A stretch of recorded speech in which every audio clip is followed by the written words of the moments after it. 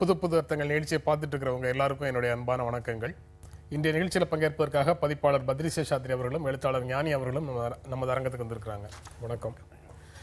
திமுக காங்கிரஸ் கூட்டணி வலிமை பெறக்கூடாது என்பதற்காக பாஜகவுக்கு அதிமுக நெருக்கடி கொடுத்து வருகிறது அப்படின்னு EVKS இளங்கோவன் கருத்து சொல்லியிருக்கிறாரு. அது ஒரு செய்தியாக இன்று நாளிதழில் வந்திருக்குது. திமுக கூட்டணி காங்கிரஸ் கூட்டணி வலிமை பெறக்கூடாதுங்கிறதுக்காக பாஜகவுக்கு அதிமுக நெருக்கடி கொடுக்கிறது அப்படிங்கிறத எப்படி புரிந்து கொள்வது அப்படின்னு ஒரு மிகப்பெரிய கேள்வியாக இருக்கு. இந்த தலைப்புல 4 கட்சி வந்துருச்சு, இன்னும் 2 கட்சியும் அவர் சேர்த்துருந்தா இன்னும் நல்லா இருந்திருக்கும். ஆனா இது மாதிரியான ஒரு ஆங்கிள் பார்க்கறதுக்கான ஒரு பார்வையும் இருக்கு அப்படின்னு சொல்லலாம்.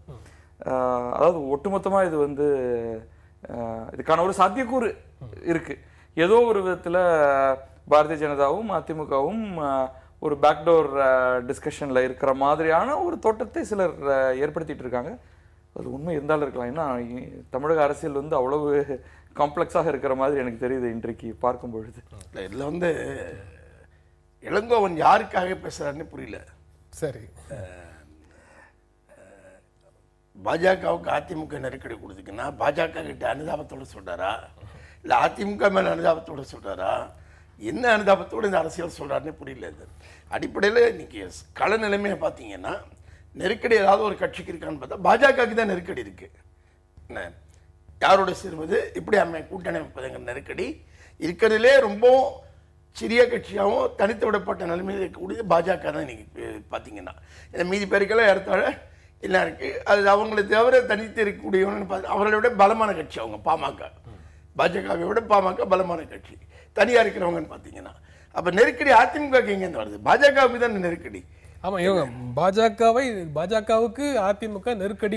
அதிமுக தனக்கு நெருக்கடி இருந்தால் போய் பாஜகவை எங்களோட வந்து சேர்ந்துருங்கன்னு கேட்கலாம். பாஜகவுக்கு நெருக்கடி இருக்கும்போது அதுதானே போய் அதிமுக சேருங்கன்னு நீங்க அந்த லைனை படிக்காமலே நீங்க உள்வாங்காமலே சொல்றீங்களோன்னு தோணுது.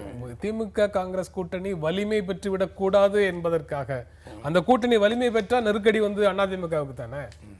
அதனால அதை வலிமை பெறக்கூடாதுங்கிறது இல்ல, அது வந்து தங்களை பத்தின ஒரு அனுமானத்திலிருந்து வருது, என்ன அசம்ஷன் வருது வலிமை பற்றி.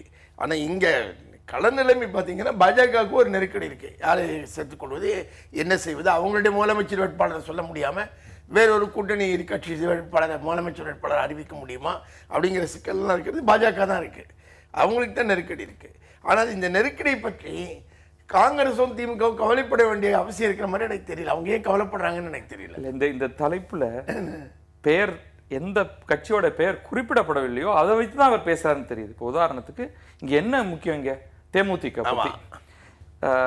தேமுதிக இந்த பாரதிய ஜனதாங்கிறது இந்த களத்துல இல்லைன்னா, அல்லது தேமுதிகவுடன் பாரதிய ஜனதா பேசவே இல்லைன்னா, தேமுதிக ரொம்ப இயல்பாக திமுக காங்கிரஸ் கூட்டணியில் வந்து சேர்ந்து விடும். அப்படி சேர விடாமல் பாரதிய ஜனதாவிடம் காங்கிரஸ் அதிமுக ஒரு நெருக்கடி கொடுத்து எப்படியாவது நீங்க வந்து தேமுதிக உங்களோட இழுத்துட்டு போயிருங்க அப்படின்னு செய்யுதோ அப்படின்னு இவர் சொல்றாரு. அதுதான் நான் புரிஞ்சுக்கிறேன் இல்லையா. அது வந்து அது ஞானி சொல்ற மாதிரி இது அதிமுக சொல்லிதான் பாரதிய ஜனதா இதை இப்படி செய்யணுங்கிற அவசியம் கிடையாது. பாரதிய ஜனதாவுக்கு தன்னுடைய இருப்பை தன்னுடைய தமிழ்நாட்டு பலத்தை அதிகரித்துக் கொள்ள அவர்களுக்கு கூட்டணி தேவை. இப்ப அவங்க கண்ணுல இருக்கக்கூடிய ஒரே அவங்களுக்கு இப்ப இன்னைக்கு அதிமுக அவர்களுக்கு சில இடங்கள் கொடுத்தால் அவர்கள் போய் சேர்ந்து விடுவார்கள் அப்படிதான் நான் நினைக்கிறேன்.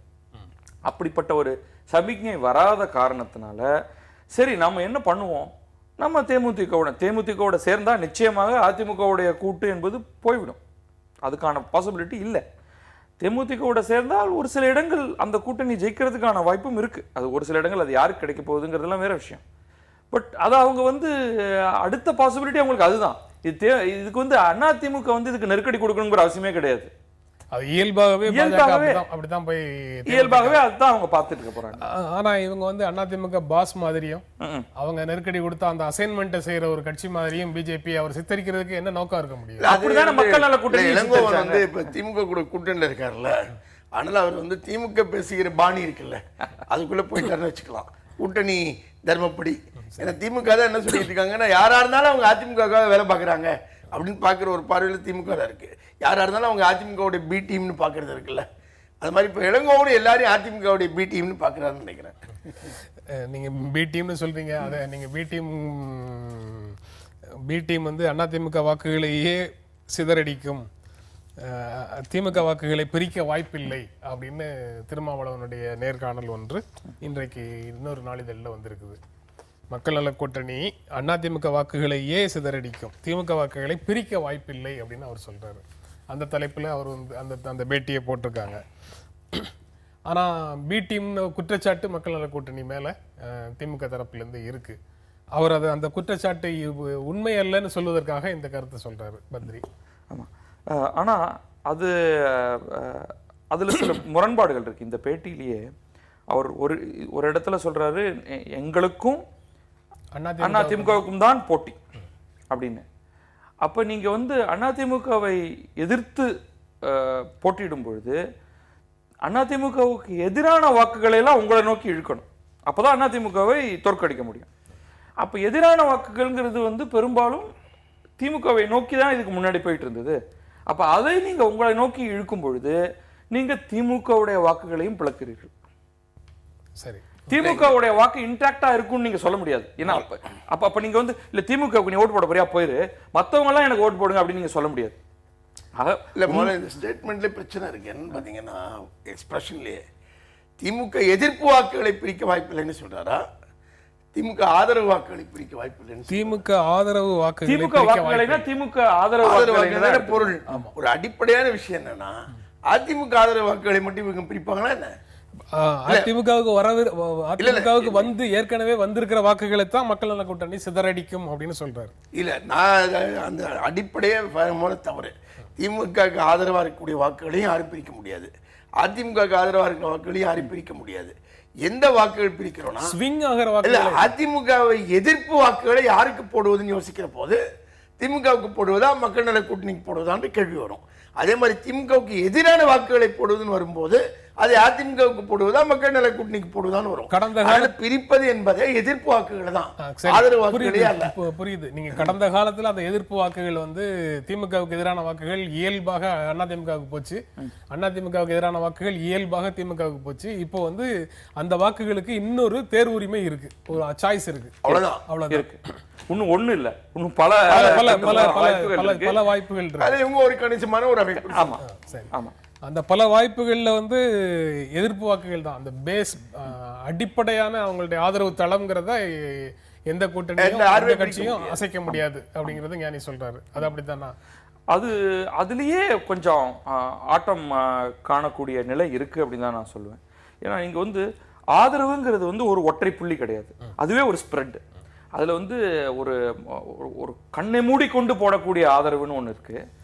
அதே சமயம் கொஞ்சம் சீர்தூக்கி பார்த்து இருக்கக்கூடிய ஆதரவு, கொஞ்சம் கொஞ்சமாக மனம் வெறுத்து போய் ஆதரவுல தான் இதனால் வரைக்கும் இருந்திருக்கேன், ஆனா எனக்கு நடக்கிறது பிடிக்கலை அப்படின்னு நகரக்கூடியது, அவர்கள் எல்லாரையும் இழுப்பதற்கான பாசிபிலிட்டிஸும் இந்த தேர்தலில் வந்திருக்கு அப்படின்னு நான் நினைக்கிறேன். அந்த ஆதரவு தளத்துக்குள்ள ஞானி சொல்ற எதிர்ப்பு வாக்குகளும் சேர்ந்தது. அது எதிர்ப்புன்னு இல்லை, அது ஒரு என்ன பண்றதுன்னு தெரியாம குழம்பி இருக்கிறவர்கள். இது பல நேரத்துல அவர் பத்ரி சொல்றது எல்லாமே ஒரு நம் ஜெனரல் ஓட்டர்னு சொல்லக்கூடிய இல்ல, நான் ஜெனரல் வாக்காளர் இல்ல இல்ல இல்ல இல்ல. பத்ரி சொல்றதை நான் எப்படி புரிஞ்சுக்கிறேன்னா, கமிட்டடான திமுக வாக்காளர்கள், கமிட்டடான ஏடிஎம்கே வாக்காளர்கள் அவங்க மாற மாட்டாங்க, அவங்க மாற மாட்டாங்க.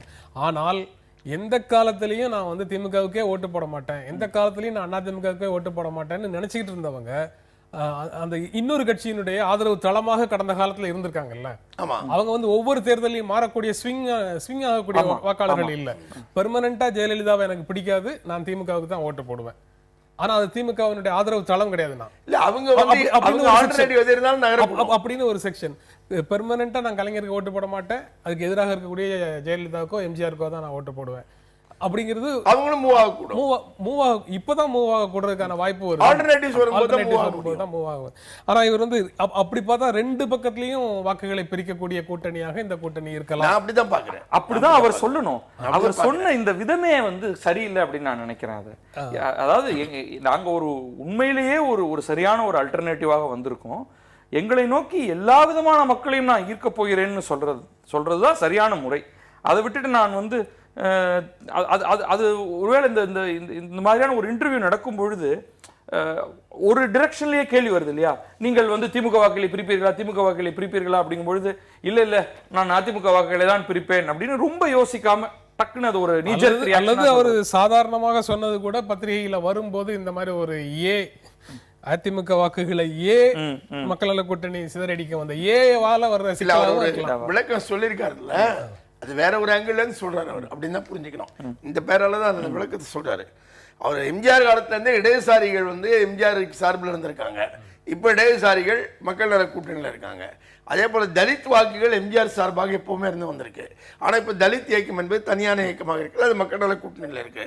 அதனால எம்ஜிஆர் சார்ந்து அந்த பக்கம் போய் கொண்டிருந்த இடதுசாரிகள் வாக்குகளும் அந்த பக்கம் போய் கொண்டிருந்த தலித் வாக்குகளும் இப்போது மக்கள் நல கூட்டணிக்கு வருவதனால எம்ஜிஆருடைய அதிமுகவுடைய வாக்குகள் தான் பிரிக்கப்படுது. திமுக வாக்கு எப்பவுமே அங்கேதான் இருந்துகிட்டு இருக்கு அப்படின்னு அந்த அர்த்தத்தில் மட்டும்தான் சொல்றேன். சரி, அதுவும் கூட நீங்க வந்து அதுவே ஒரு அனுமானம் தான். எம்ஜிஆரோட இடதுசாரிகளுடைய வாக்கு எவ்வளவு காலத்துல எல்லா இடத்துல இருந்துன்னு சொல்லுங்க. தலித் வாக்குகள் எம்ஜிஆருக்கு மட்டும் இல்ல, காங்கிரஸுக்கு கூட இருந்திருக்கு, எல்லாருக்கும் இருந்து. அதையும் அவர் சொல்றாரு. ஆனா இந்த திமுக வாக்குகளை பிரிக்க வாய்ப்பில்லைன்னு மீண்டும் மீண்டும் சொல்றது திமுகவை ஏதோ ஒரு விதத்துல சமாதானப்படுத்துற ஒரு நான் அப்படின்னு நினைக்கல. இந்த கடைசி பதில் வந்து அதை மாதிரி சமாதானப்படுத்துகிற முயற்சி பண்ணுறாரோ அப்படிங்கிற ஒரு கேள்வி எழுப்பலாம். அதில் ஒரு கடைசி பதில் இருக்குது. திமுக கூட்டணியில் விசிக இடம்பெற வேண்டும் என்று பேராயர் எஸ்ராசர் கூட உங்களை கேட்டிருக்கிறார்ன்றதுக்கு இல்லை, மக்கள் நல கூட்டணியில் நீண்ட தூரம் பயணப்பட்டு விட்டதனால் அதற்கான வாய்ப்பு இல்லைன்னு சொல்லிட்டேன்கிறாரு. அவ்வளோ தூரம் பயணப்படாமல் கொஞ்சம் முன்னாடியே இருந்திருந்தால் ஒருவேளை திரும்பி போயிருக்கலாம் அப்படிங்கிற ஒரு அர்த்தம் அதுக்கு வருது. அதில் வச்சுட்டு வேணா அதையும் இதையும் வேணா பொருத்தி பேசலாம்.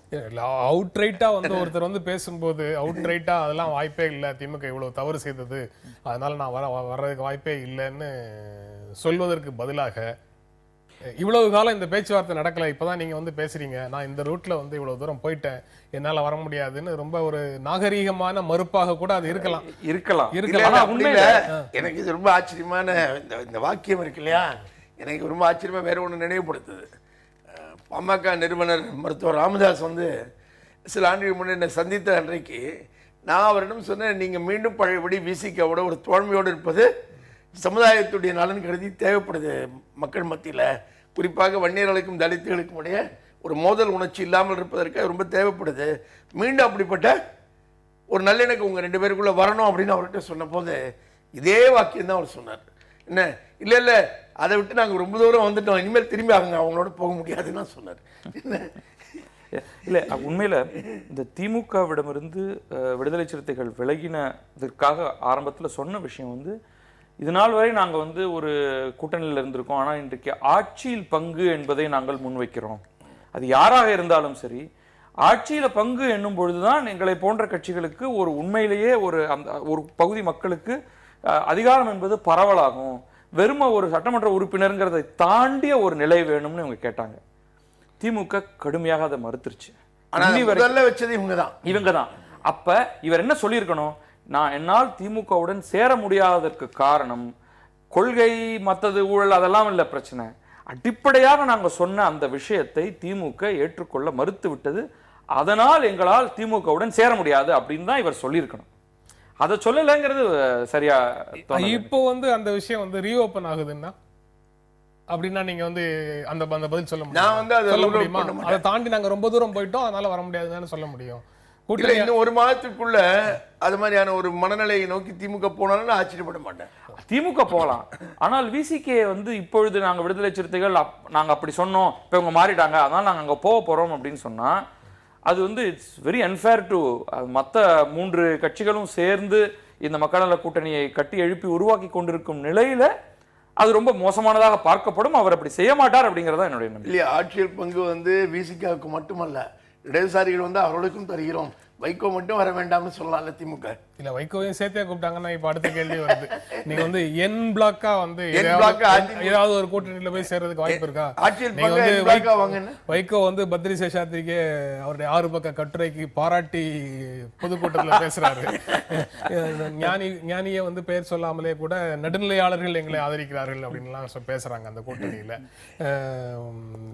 என் பிளாக்கா போறதுக்கு எதாவது வாய்ப்பு இருக்கா? இல்ல, வெரி வெரி டவுட்ஃபுல். அந்த மாதிரி உங்களை அகாமடேட் பண்ணி ஏற்கனவே காங்கிரஸும் இருக்கக்கூடிய நிலையில யாருக்கு எவ்வளவு சீட் அது பங்கீடுல ஒரு பெரிய பிரச்சனை வரும். அந்த அது அது அது அதுதான் அவர்களுடைய நோக்கம்னா அதை முன்னாடியே செய்திருப்பார்கள். அந்த இவ்வளவு தூரம் தாண்டி வந்ததுக்கு பிறகு அது ஒத்து வராது. அதுக்கப்புறம் இன்றைக்கு மக்கள் நல கூட்டணி ரொம்ப தீவிரமாக திமுக அதிமுக எதிர்ப்பு அப்படிங்கறத முன்வைக்கும் பொழுது இந்த ஆட்சியில் பங்குங்கிறதுனால கம்ப்ளீட்டா அதெல்லாத்தையும் அழிச்சிட்டு திருப்பி இதுக்கு வந்துடுறதுங்கிறது வந்து அவ்வளவு எளிதாக எனக்கு தோணும். ஏன் திரும்ப திரும்ப அந்த மாதிரி பேச வேண்டியதா இருக்குதுன்னா, எந்த அரசியல் கட்சியாக இருந்தாலும் சரி இந்த கூட்டணியை வந்து ஒரே வார்த்தையில தான் சொல்றாங்க, இது நீடிக்காது நீடிக்காது நீடிக்காதுன்னு தான் சொல்றாங்க. நீடிக்க கூடாதுன்னு விரும்புறாங்க. அதனாலதான் அப்படி சொல்றாங்க. பணத்தை விட மனிதத்தன்மையை மகாத்மா காந்தி அதிகமாக மதிச்சாரு. தற்போதுள்ள தலைவர்களுக்கு அந்த பண்பு இல்லை அப்படின்னு சென்னை உயர்நீதிமன்ற நீதிபதி ராமசுப்ரமணியன் பேசியிருக்கிறாரு. மதுரை காந்தி நினைவு அருங்காட்சியக செயலர் மாப்பா குருசாமி எழுதின ஜேசி குமரப்பாவினுடைய கருத்து களஞ்சியம்ங்கிற நூலை நேற்று வெளியிட்டு பேசும்போது அவர் அந்த கருத்தை சொல்றாரு. தற்போது மனிதர்கள் பணத்துக்கு அளிக்கக்கூடிய முக்கியத்துவத்தை பார்க்கும்போது அச்சம் ஏற்படுகிறது அப்படின்னு அவருடைய கருத்து வருது. பத்ரி, அந்த ஸ்டேட்மெண்ட்டை நீங்க எப்படி பார்க்குறீங்க? அது ஒரு ரொம்ப நியாயமான ஒரு ஸ்டேட்மெண்ட். சமீப காலங்களில் வெறும பணம், அது அது தொழில்துறையாக இருக்கட்டும் அல்லது ஈவன் ஒரு ஒரு ஒரு சாலரீடு எம்ப்ளாயீஸாக இருக்கட்டும், பணத்துக்கு கொடுக்கப்படக்கூடிய முக்கியத்துவம் இந்தியாவில் மட்டுமில்லை உலக அளவில் நிறைய அதிகரித்ததன் காரணமாகத்தான் நம்ம ஒரு சமச்சீரற்ற ஏற்றத்தாழ்வுகள் அதிகமானதான ஒரு சொசைட்டியை நோக்கி போகிறோம். பல டிசிஷன் மேக்கிங் கவர்மெண்ட்டுடைய திட்டங்கள் கொஞ்சம் இம்பேலன்ஸ்டாக இருக்குது. இது வந்து யார் ஆட்சியில் இருக்காங்கங்கிறது முக்கியம் இல்லை.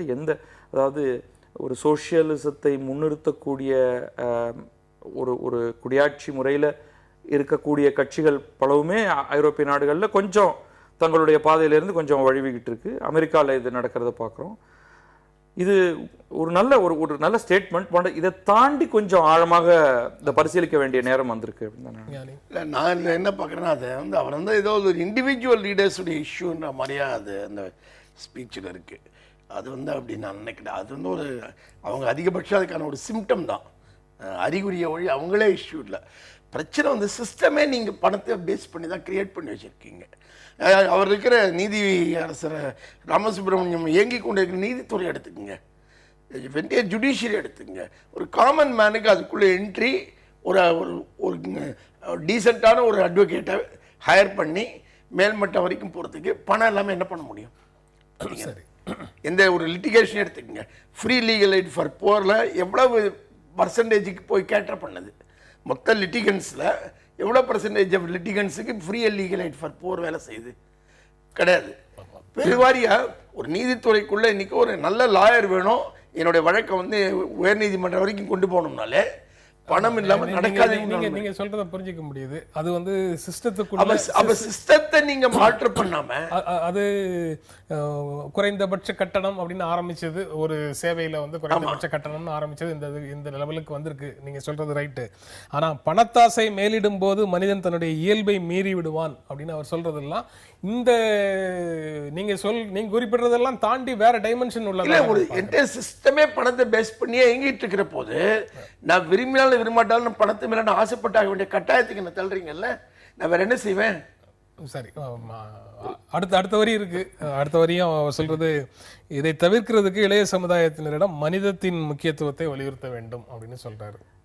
இது வெறும் பிரச்சாரத்தின் மூலம் மனிதம் காந்தி அப்படிங்கறதன் மூலமாக இதை மாற்றி விட முடியும். நான் எனக்கு சிஸ்டம் டெலிவர் பண்றதுக்கு பணம் வந்து செகண்டரி, சிஸ்டம் டெலிவர்ங்கிற சூழ்நிலை இருந்தா ஆட்டோமேட்டிக்கா அது நடக்க போகுது. இதை நான் முழுமையா ஏத்துக்கிறேன்.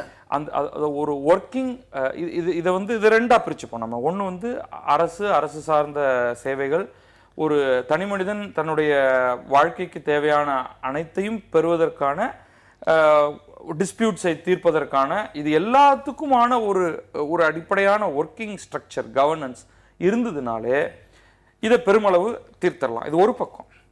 இன்னொரு பக்கம் வந்து எல்லாரும் பேசிட்டு இருக்கிறது இந்த கன்சூமரிசம் தொடர்பானது, விளம்பரங்கள் தொடர்பானது. நிறைய புது பொருள்கள் வரும்பொழுது ஆசைகள் மேலிட்டு ஒருவர் போய் பணத்தை செலவு பண்ணி வாங்குறாரு, தன்னுடைய இல்லாத பணத்தை கடன் வாங்கி வாங்குறாரு.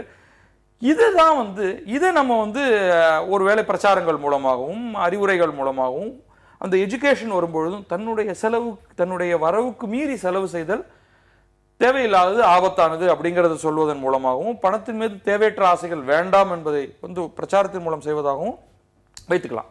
பட் இன்னொரு பக்கம் வந்து உங்களுடைய சிஸ்டம் ஒர்க் பண்ணணும். இப்போ உங்களுக்கு இப்போ அவர் ஞானி வந்து லிட்டிகேஷன் பற்றி சொன்னார். எனக்கு இது வரைக்கும் லிட்டிகேஷன் பக்கம் போக வேண்டிய தேவை இருந்ததில்லை. அதனால வந்து அது செலவுகள் பூதாகாரமாக இருப்பதெல்லாம் வந்து எனக்கு ஒரு பிரச்சனையாக தெரியல. மற்றபடி இல்லை, பொதுவாக வந்து ஒரு ஒரு ஒரு அடிப்படை வாழ்க்கையை வாழ்வதற்கு தேவையான இடத்துல ரொம்ப முக்கியமான இடமாக நான் பார்க்கறது இந்த கல்வி.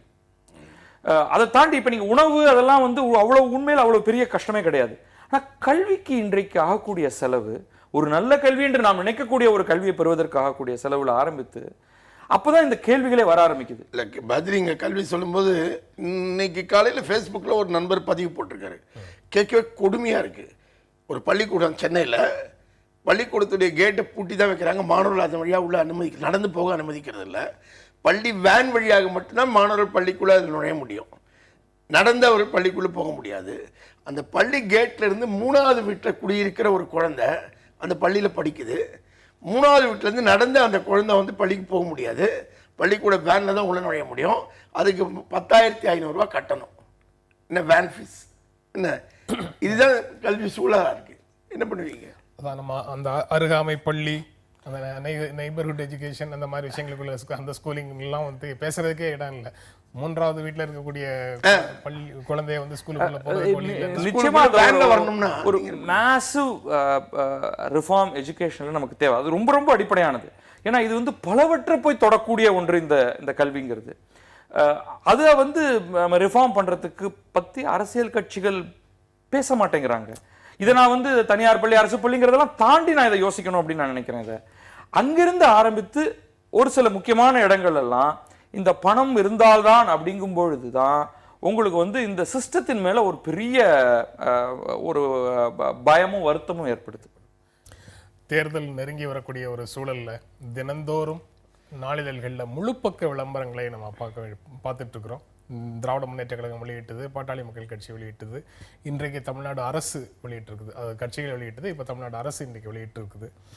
இந்த மாதிரியான விளம்பரங்கள் தொடர்ந்து வருது. இதில் வந்து நம்ம ஊடகங்கள் சார்பாக, ஊடகங்கள் பார்வையிலேருந்து பார்க்கணும்னா, ஊடகங்கள் பார்வையில் இல்லை, ஊடகங்களை நம்ம பார்க்குற பார்வையிலேருந்து பார்க்கணும்னா, இந்த விளம்பரங்கள் முதல் பக்கம் 2வது பக்கம் எல்லா இடத்தையும் இப்போ பார்க்க ஆரம்பிச்சிருச்சு. முன்னால் அந்த முதல் பக்கத்தில் விளம்பரம்ங்கிறது வந்து இருக்காது, அல்லது அதுக்கப்புறம் அது கால் பக்கமாக இருந்தது, அரைப்பக்கமாக இருந்தது. இப்போ வந்து முதல் பக்கமே விளம்பரமாக மாறுற மாதிரிலாம் மாறி. முதல் பக்கம் மட்டும் இல்ல, முதல் பக்கம், 2ஆம் பக்கம், 3ஆம் பக்கம், 4ஆம் பக்கம்.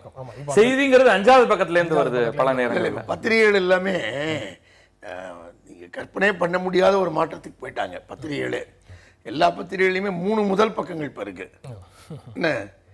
என்ன எல்லார்கிட்டையும் முதல் பக்க விளம்பரம்னு ஒன்று வாங்குறதுனால அது முதல் பக்கம் இருக்க அடையாளம் வந்து பத்திரிகையுடைய பேர் மேலே இருக்கிறது. ஆனால் 3 முதல் பக்கத்தில் மேலே பத்திரிகையுடைய பேரோட போட ஆரம்பிச்சிட்டாங்க. சரி, இந்த விளம்பரங்கள் எதனால வெளியிடப்படுகின்றன? அவங்களுடைய இலக்கு என்ன, டார்கெட் என்ன? இது பொதுவாக ஒரு பொருளுக்கான விளம்பரம் அப்படின்னு எடுத்துக்கோங்க. பொருளுக்கான விளம்பரம் முதல்ல வந்து இப்படி ஒரு பொருள் இருக்கிறது அப்படிங்கிறத மக்கள்கிட்ட கொண்டு போய் சேர்க்கறதுக்கு. ஏன்னா அது அந்த கொண்டு சேர்ப்பு இல்லைன்னா நீங்க போய் அந்த பொருளை கடையில் போய் கேட்டு வாங்க போறது இல்லை. அதுதான் வந்து பெரும்பாலும் ஒரு பொருளுக்கான விளம்பரத்துக்கான முதல் நோக்கம். 2வது வந்து பொருளின் மேன்மைகள். அந்த பொருள் வகை தெரிஞ்சிருச்சு, அதுல என்னென்ன பொருள்கள்லாம் இருக்கு, பல ஷாம்பு இருக்கு, பல கார்கள் இருக்கு, அதுல இந்த காரை ஏன் தேர்ந்தெடுக்க வேண்டும் அப்படிங்கிறதுக்கு வந்து கம்பேரிசன் விளம்பரம். நாங்க இப்படி, அவர்களெல்லாம் இப்படி, எங்களோடது அதை விட சிறந்தது, எங்களோடது விலை மலிவானதுன்னு கம்பேர் பண்ணி மக்கள்கிட்ட கொண்டு போய் சீர்தூக்கி பார்த்து எங்களோடதே வாங்குங்கள் அப்படிங்கிறது. இதுதான் பொதுவாக பொருள் விளம்பரத்துக்கான முதல் தேவை. இங்க எனக்கு என்ன ஆச்சரியம்னா, அரசியல் கட்சிகளை பொறுத்த வரைக்கும் நம்ம தமிழக அரசு விளம்பரத்துக்கு கடைசியா வருவோம். அரசியல் கட்சி விளம்பரத்துல பெரும்பாலும் மக்களுக்கு வந்து, இன்ஃபேக்ட் தமிழ்நாட்டில் எல்லா மக்களுக்குமே இந்த கட்சிகளை பத்தி நல்லாவே தெரியும், கட்சிகளோட தலைவர்களை பத்தி தெரியும். அவர்கள் தேர்தலில் ஒரு மிக முக்கியமான ஒரு இடத்துல இருக்காங்க, தங்களை தேர்ந்தெடுக்க வேண்டும்னு அவங்க கேட்குறாங்கன்னு தெரியும். அப்போ அதுக்கு மேலே இவங்க சொல்றது வந்து என்ன மாற்றத்தை மக்களிடம் ஏற்படுத்தும்னு எனக்கு தெரியல, அந்த எஃபெக்ட் தெரியல. இவங்க ஏன் அதனால வந்து இவ்வளவு செலவு பண்றாங்க அப்படிங்கிறது எனக்கு ஒரு சில சந்தேகம் இருக்கு அதுல. ஞானி எப்படி பாக்குறீங்க? நீங்க வந்து ஒரு பொருளுக்கு செய்யக்கூடிய விளம்பரம் மாதிரியே இன்று தலைவர்களும் விற்கப்படுகிறார்கள் மக்கள் மனசுல. இல்லை அப்படி இல்லை. இது வந்து தேர்தல் நேரத்தில் வந்து நீங்க நினைவுபடுத்தி தான் ஆகணும் கட்சியை. சரி, இங்க வந்து நம்ம கட்சி அடிப்படையிலான தேர்தல் தான் நடக்குது. சரி, தனி வேட்பாளரை வந்து அதுக்கு பிறகுதான் முக்கியத்துவம் வராரு. ஆனா பிரதானமாக வந்து கட்சி சார்ந்து தான் நம்ம தேர்தல் ஜனநாயக முறையே இருக்கு. இப்போ கட்சி தான் இங்கே ப்ராடக்ட். நீங்கள் அதை ப்ராடக்ட் எடுத்துக்கிட்டீங்கன்னா கட்சி தான் ப்ராடக்ட். அதை மீண்டும் மீண்டும் அதை சொல்ல வேண்டியிருக்கு. இங்கே இன்னொரு காம்படிட்டிவ் அட்வர்டைசிங்கில் பார்த்தீங்கன்னா என் ப்ராடக்ட் நல்ல ப்ராடக்ட்னு சொல்கிற மாதிரி எதிர் ப்ராடக்ட் மோசமான ப்ராடக்ட்னு சொல்கிறது இருக்குல்ல, அது கூடவே சொல்ல வேண்டியிருக்கு. ஆனால் இந்த முறை இந்த விளம்பரங்கள் எல்லாமே இந்த தொடியில் தான் இருக்குது. இது இன்னைக்கு நடைமுறையில் ஒன்று பார்க்கணும். நீங்கள் தேர்தல் நேரத்தில் எல்லார் கவனத்தையும் தங்களை நோக்கி ஈர்க்காமல் ஒரு கட்சி வேலை செய்ய முடியாது. ஈர்த்தே ஆகணும், அட்டென்ஷனை ஈர்த்தே ஆகணும். அதுக்கு விளம்பரங்களை செய்ய வேண்டிய கட்டாயம் இருக்கு. அந்த விளம்பரங்கள் வந்து என்ன சொல்றாங்க, அதுல தெளிவா கருத்து சொல்றாங்களா? விளம்பரங்கள் கட்டாயமாக தவிர்க்க முடியாததாயிடுச்சு அப்படின்னு நீங்க சொல்றீங்க. கண்டிப்பா. ஏற்கனவே இந்த கட்சிகளும் இந்த தலைவர்களும் மக்களுக்கு நன்றாக அறிமுகமானவர்கள் தானே அப்படின்னு பதில் கேட்கிறாங்க. அதுல ரொம்ப ரொம்ப முக்கியமான விஷயம் இருக்கு.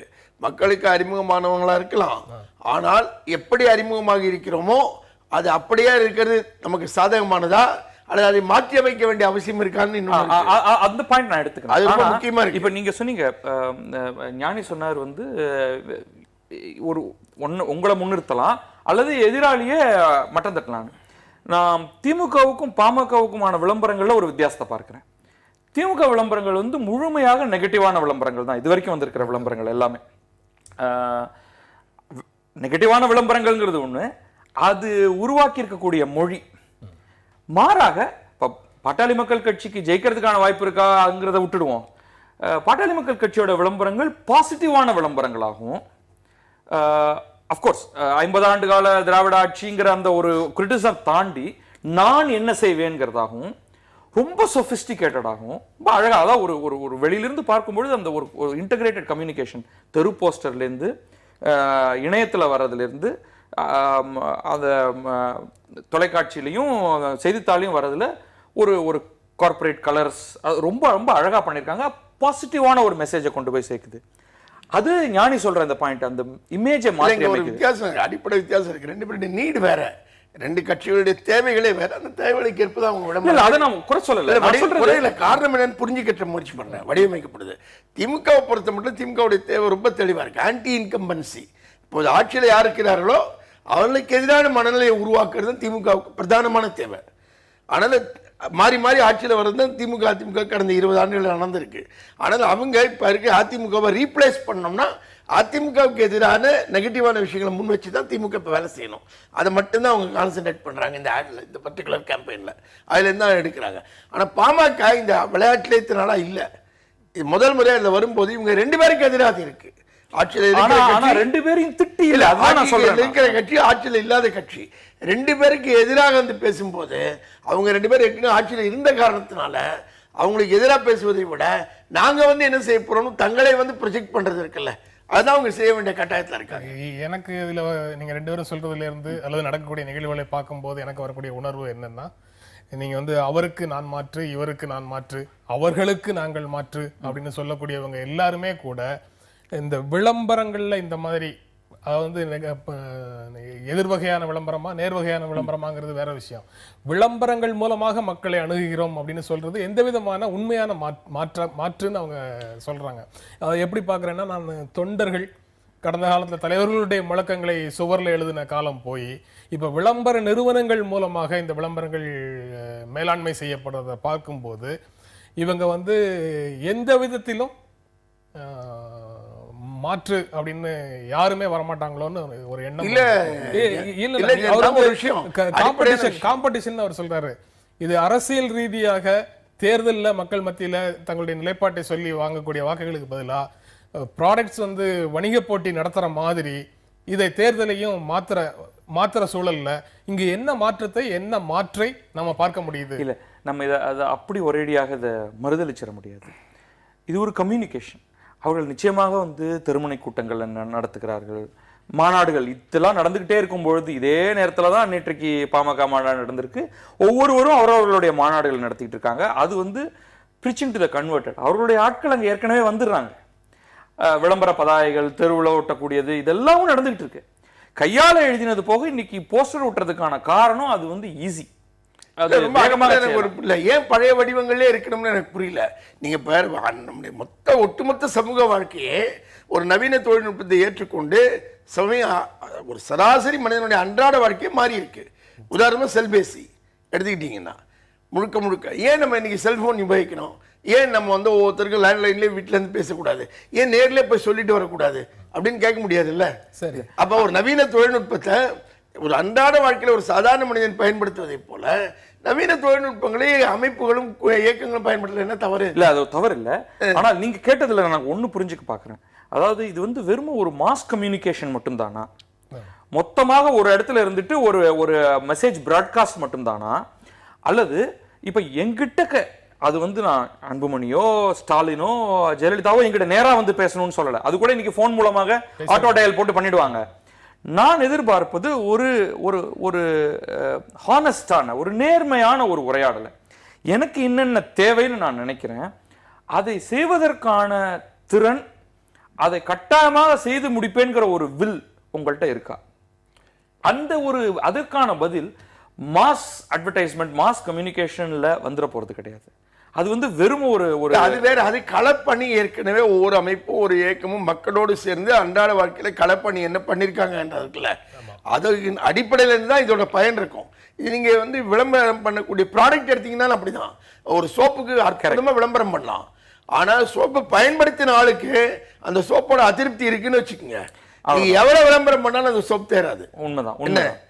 அப்ப இவங்க இவ்வளவு விளம்பரங்கள் பத்தி கட்சிகள் பண்ணாலும் மக்கள் அன்றாட அனுபவத்தில் இந்த கட்சிகளுடைய களப்பணி, அவர்கள் ஆட்சியில் இருந்த களப்பணி இருக்குல்ல, அதோட பொருத்தி தான் கடைசியில பார்க்கப்படும். ஆனால் அந்த களப்பணி மட்டும் போதாது. அதை வந்து வலியுறுத்த இது தேவைப்படுது. கட்டாயம் ரெண்டு ஒன்னோட ஒன்று சம்பந்தப்பட்டிருக்கு. நம்ம பயன்படுத்தி பார்த்த பின் அது நல்லா இல்லைன்னா உங்களுடைய அட்வர்டைஸ்மெண்ட் உபயோகமாகவே இருக்காதுன்னாரு. அது கரெக்ட். ஆனால் பயன்படுத்தி பார்க்காத ஒரு பொருள் இருக்கு இல்லையா, முதல் முறையாக பயன்படுத்துவதற்கான ஒரு பொருள் அப்படிங்கும் பொழுது சரி இதை முயன்றுதான் பார்ப்போமேங்கிறதுக்கு அட்வர்டைஸ்மெண்ட் மெசேஜ் வந்து கட்டாயமாக உபயோகமாகும். அது ஒரு தூண்டல். அந்த வகையில இருந்து பார்க்கும் பொழுது பாமகவுடைய ஒரு ஸ்ட்ராட்டஜியில ஒரு வேல்யூ இருக்கு. அவர்கள் வந்து உண்மையிலேயே நான் அந்த அன்புமணி என்பவரை அவர்கள் முன்னிறுத்துவதில் மாற்றத்தை அவர்கள் அளவில் அவங்க கொண்டு வந்திருக்காங்க. சின்ன சின்ன விஷயம், சின்ன ஐயா அவங்களும் நீங்க பாத்தீங்கன்னா டோட்டலா ஃப்ரெஷ்ஷா ஒன்றும் நியூவா வரல. அவங்களுக்கு ஏற்கனவே ஒரு இமேஜ் இருக்கு, ஏற்கனவே கடுமையான இமேஜ் ஏற்கனவே 2-3 இமேஜ் இருக்கு. மரம் வெட்டி அராஜகமான போராட்டம் நடத்தினவர்கள், என்ன ஜாதிய அடிப்படையில் கலவரங்களுக்கு தூண்டக்கூடிய பேச்சு நடத்தினவர்கள், இப்படின்னு எல்லாம் பாமகவுக்கு பல நெகட்டிவான இமேஜஸ் ஆல்ரெடி இருக்கு. அந்த இமேஜ் எல்லாம் தொடச்சிட்டு வேற ஒரு இமேஜ் கட்ட வேண்டிய கட்டாயம் இருக்குல்ல, அதையும் அவங்க கூட சேர்த்து இல்ல. நம்ம வந்து அதெல்லாம் தவறுன்னு சொல்ல முடியாது. அதாவது அது மனமாற்றத்தின் மூலமாக நடந்ததாக கூட நம்ம வைத்துக் கொள்ளலாம். அப்கோர்ஸ் கள நிலவரம் எப்படிங்கிறத நம்ம பார்க்கணும். பட் இருந்தாலும் ஒரு ஒரு சாதாரண தமிழ்நாட்டு அரசியல் அப்படிங்கிறதுல ஒரு ஒரு ராஜா அப்படிதான் ஒருத்தர் சொன்னார், ராஜாவா ராஜாவை உருவாக்குவாரா ராஜாவா, அந்த மாதிரியான இடத்துல என்னை வந்து அன்புமணி என்று கூப்பிடுங்கள், இதெல்லாம் வந்து ஒரு சின்ன ஒரு ஒரு சிம்பாலிக்காகவே இது முக்கியமானதுன்னு நான் நினைக்கிறேன். ஸோ அந்த விதத்தில் பாமக சில விஷயங்களை முன்னிறுத்துவது ரொம்ப ஹெல்த்தியானது. என்ன அல்லது நான் படித்து வாங்கிய பட்டத்தின் பெயரால் என்னை கூப்பிடுங்கள் அப்படிங்கும்போது அவர் மெசேஜ் சொல்றாரு, சும்மா எல்லாரும் கொடுத்த பட்டத்தை நாமளாவே நமக்கு போட்டுக்கொண்ட பட்டம் எல்லாம் வேண்டாம், அந்த அந்த அரசியல் இனியும் தேவையில்லை. அப்ப இந்த மாதிரியான கருத்து மாற்றத்தை கம்யூனிகேஷன்ல சொல்லும் பொழுது அது நிச்சயமாக பலரை போய் தொடும். அதே மாதிரி நீங்க மக்கள் நல கூட்டணி வந்து ஒரு பெரிய அட்வர்டைஸ்மெண்ட் ஸ்ட்ராட்டஜின்னு அவங்க வந்து அதற்கான பணம் அவர்கள்கிட்ட இல்லை. அப்ப அவர்கள் என்ன பண்றாங்க, தங்களுக்குரிய மீடியான்னு அவங்களுக்கு இருக்கு இல்லையா. இப்ப இன்றைக்கு இணையம் ஓரளவுக்கு வந்து அது ஒரு ஒரு ஜனநாயகத்தன்மையோட எல்லாரையும் போய் கொண்டு போய் சேர்க்கக்கூடிய மாதிரியான குறைந்த செலவுல அல்லது செலவே இல்லாம பண்ணக்கூடியதுல அவர்கள் தங்களுடைய மெசேஜை கொண்டு போய் சேர்த்துட்டே இருக்காங்க. அவர்கள் தங்களுடைய ஃபேஸ்புக் பக்கத்துல அந்த வீடியோ போடுறதே இன்றைக்கு ஒரு அட்வர்டைஸ்மெண்ட்டாக மாறுது. அப்ப இந்த இந்த அட்வர்டைஸ்மெண்ட்ஸ் வந்து காணா போயிட போறது இல்லை.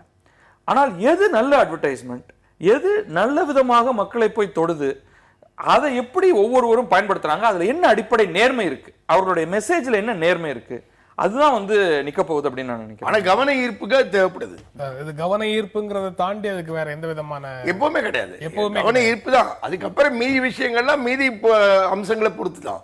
சார் இப்போ தமிழ்நாடு அரசு இன்னைக்கு விளம்பரம் கொடுத்துருக்குது. அது வந்து அரசு மக்களுக்கு சொல்ல வேண்டிய செய்திகள் அப்படிங்கிற அளவில் அதை பார்க்கணுமா இல்லை அதையும் வந்து வேற மாதிரி பார்க்கணுமா? அது எப்பவுமே இந்த தேர்தல் அனௌன்ஸ்மெண்ட் வந்து அந்த தேர்தல் கமிஷனுடைய கைக்குள்ள ஒரு அட்மினிஸ்ட்ரேஷன் வர வரைக்கும் அரசு எந்திரம் இந்த கடைசி சில நாட்களுக்கு ஆளும் கட்சியுடைய தேர்தல் சாதனமாகத்தான் பயன்படுது. அதை நம்ம பார்க்கிறோம். எல்லா அரசுகளும் இதை செய்யுது. இந்த அரசு தான் அப்படின்னு நான் சொல்லலை. அதனால நீங்க வந்து இன்றைக்கு இல்லை, அது கடந்த சில தினங்களாகவே வரிசையா காணொலி காட்சி மூலம் அப்படிங்கிறத நீங்க எழுதிடலாம். காணொலி காட்சி மூலம் எதை திறந்து வைத்தார்னா ஒரு 10 போட்டோ. ஓகே, அப்ப இதனால் வரைக்கும் அவர்கள் இப்ப தினசரி செய்யக்கூடிய நேரடியாக திறந்து வைக்க வருகிறார்ன்றது இருக்குல்ல, அதே திமுக வந்து தனக்கு சாதகமான ஒரு அம்சமா மாற்றி இருக்கு. என்ன நாங்க வந்து தெருவுக்கு வரவழைச்சிட்டோம் முதலமைச்சரை, வேற வழி இல்லாம நேரில் வந்து திறக்க வேண்டிய கட்டாயத்தை ஏற்படுத்துறோம் அப்படின்னு. இல்ல, இதை சுத்தி ஒரு மெசேஜ் இருக்கும். ஆனா மக்களுடைய பணத்துல எந்த அளவு இது போன்ற விளம்பரங்களுக்கு செலவிடணும் அப்படிங்கிறது வந்து ஒரு கேள்விக்குரிய ஒரு விஷயமாக மாறுது. இப்ப ஒரு அரசு, இது இந்த அரசு மட்டும் இல்லை, எல்லா அரசுகள் மேலும் இந்த குற்றச்சாட்டை நம்ம வைக்கலாம். ஏன் இவ்வளவு பணம் செலவழிச்சு முழு பக்க விளம்பரங்களை எடுத்து நாங்கள் இதை செய்து விட்டோம், நாங்கள் அதை செய்து விட்டோம்னு சொல்றாங்க? அந்த பணம் விரயம் தானே உண்மையில. இதை ஒரு தகவலாக இவங்க சொன்னா அத்தனை பத்திரிகைகளும் இதை வந்து எடுத்து கொண்டு போய் சேர்க்க போறாங்க. நியூஸா செலவே இல்லாம மக்களுடைய பணம் ஏன் இப்படி விரயமாகுது? இது வந்து ஒரு முக்கியமான கேள்வி நம்ம கேட்கணும். அது இந்த அரசுகிட்ட மட்டும் அப்படின்னு இல்லை, இது வரைக்கும் தமிழ்நாட்டில் இருக்கக்கூடிய கட்சிகள் மட்டும் இல்லை. அவங்க ஆட்சியை பிடிக்கும் பொழுது இந்த பணம் வராட்டி பத்திரிகை எப்படி நடக்கும் பத்திரி?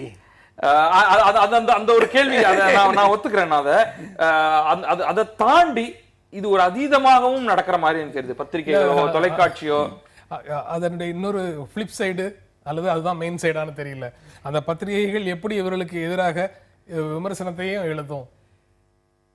இல்லை, அது இன்னைக்கு வந்து ஒரு விஷயம் என்ன பார்த்தீங்கன்னா, சில 1-2 பத்திரிகைகளை தவிர பெருவாரியான பத்திரிகை இன்றைக்கு விளம்பரங்கள் போட்டாலும் கூட பத்திரிகைக்குள்ள விமர்சனங்கள் இல்லாமல் இருந்தா பத்திரிகையுடைய நம்பகத்தன்மை போயிடும்ங்கிறத உணர்ந்திருக்காங்க. இல்ல, இது வந்து இது நம்ம வந்து இந்தியாவில தான் இப்படி பேசிட்டு இருக்கோம். உலகத்துல வந்து பிற நாடுகள்ல, வளர்ந்த நாடுகள் எல்லாம் வந்து அரசு விளம்பரத்தினாலதான் பத்திரிகைகள் நிற்கணுங்கிறதே கிடையாது. அரசுகள் இந்த மாதிரிலாம் விளம்பரம் செய்யறதே கிடையாது. அப்ப இதை நாம வந்து ஒரு இதுதான் வந்து ஒரு வே ஆஃப் லைஃப் அப்படின்னு நம்ம எடுத்துக்கிறது வந்து தவறானது. அரசு தன்னுடைய பணத்தை இப்படி செலவு செய்வது அபத்தமானது அப்படிங்கிற கருத்து என்னுடையது. இதோட எக்ஸ்ட்ரீம் பாருங்க. இப்ப தில்லி மாநில அரசு, ஆம் ஆத்மியுடைய கெஜ்ரிவாலுடைய அரசு தில்லி காசை வச்சுக்கிட்டு, தில்லி மக்கள் காசை வச்சுக்கிட்டு தமிழ்நாட்டுல விளம்பரம் போடுறாங்க, தமிழ்ல டிரான்ஸ்லேட் பண்ணி. இதோடைய அதீதம். நமக்கு வந்து ஃபுல் பேஜ் அட்வர்டைஸ்மெண்ட் மாயாவதி ஆட்சியில் இருக்கும் பொழுது, அகிலேஷ் யாதவோடது, இப்படி இந்தியாவில் இருக்கிற என்னென்ன உலாமோ இப்ப நிதிஷ்குமாரோடது, இப்படி எல்லாம் எதுக்கு வந்து இங்க? அப்ப அந்த ஊர் மக்கள் கேட்கணும், சரி உங்க காசை வச்சுக்கிட்டு உங்க மக்கள்கிட்டயாவது நாங்க தகவலை சொல்கிறோம்னு நீங்க சொல்லலாம். உங்களுக்கு எதுக்காக தில்லி மக்கள் காசு வச்சுக்கிட்டு தமிழ்நாட்டுக்கு அட்வர்டைஸ்? எனக்கு புரியல. நிகழ்ச்சி நிறைவு செய்யற இடத்துல இல்ல, அந்த ஒரே ஒரு பாயிண்ட் மட்டும் புரியல. எல்லாரும் இந்தியர்கள், இந்தியா ஒரு ஒட்டுமொத்த நாடு, மத்த நேரங்களெல்லாம் இந்தியா இந்தியான்னு பேசுறீங்க. அப்ப இப்ப மட்டும் ஏன் டெல்லி தமிழர்கள் பிரிக்கிறீங்கன்னு எனக்கு புரியல. இல்ல, யாருடைய காசு நீங்க எடுத்து என்ன பண்றீங்கிறது தானே. இந்திய காசு தானே. அப்படியெல்லாம் பார்க்க முடியாது. இது விரயம்ங்கிறதா எனக்கு தோணுது. இறுதியாக விளம்பரத்தை பற்றிய சுருக்கமான கருத்து. இல்ல, விளம்பரம் நிச்சயமாக எல்லா பொருட்களுக்கும் தேவைப்படுகிறது.